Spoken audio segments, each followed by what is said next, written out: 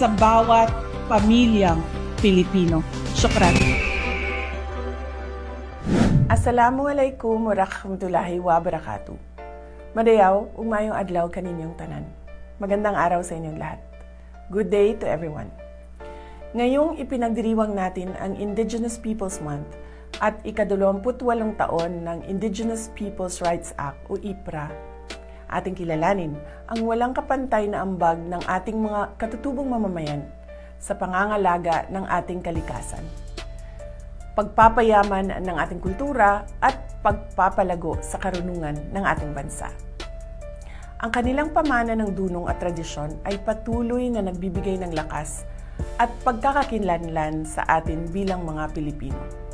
Patunay ng kanilang matibay na paninindigan at pagmamahal sa lupang ninuno at sa kinabukasan ng susunod pang salinlahi.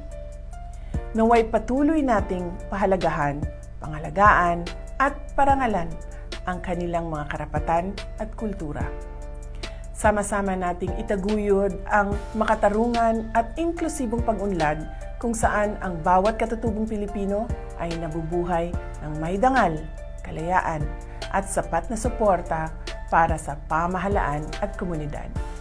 Happy National Indigenous Peoples Month! Mahalin natin ang Pilipinas para sa Diyos sa bayan at sa bawat pamilyang Pilipino.